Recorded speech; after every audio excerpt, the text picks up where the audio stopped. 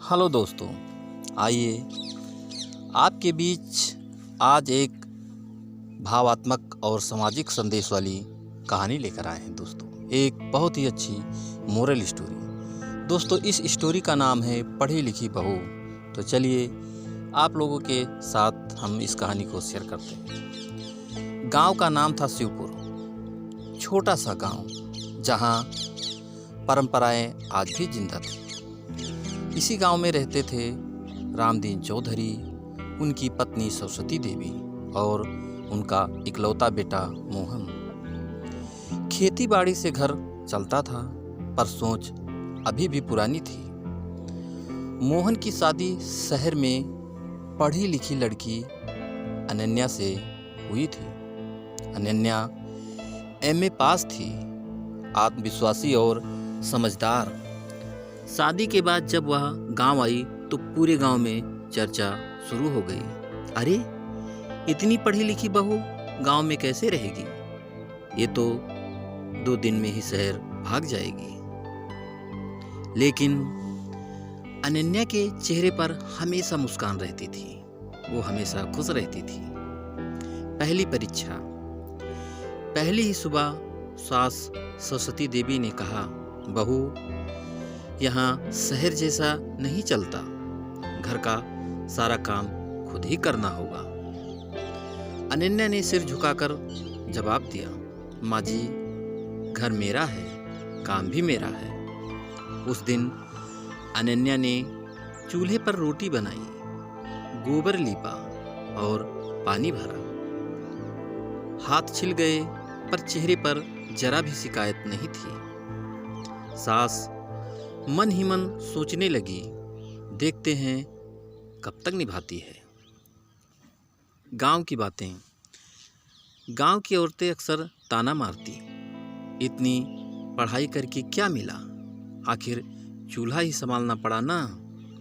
अनन्या मुस्कुराकर कहती, पढ़ाई से समझ मिलती है और समझ हर काम में काम आती है। कुछ लोग हंसते, कुछ चुप हो जाते, पर अनन्या अपने काम में मगन रहती। समस्या का समय। 1 साल बाद गांव में भयंकर सूखा पड़ा। फसल बर्बाद हो गई। किसान बेचारे कर्ज में डूबने लगे। रामदीन चौधरी परेशान थे। हाय, अब क्या होगा? साहूकार जमीन भी छीन लेगा। अनन्या चुपचाप सब सुन रही थी। उस रात उसने मोहन से कहा, अगर आप बुरा न माने तो मैं कुछ सुझाव दूं? मोहन ने थाके स्वर में कहा, अब सुझाव से क्या होगा? पढ़ाई का असली उपयोग। अगले दिन अनन्या ने गांव की महिलाओं को इकट्ठा किया।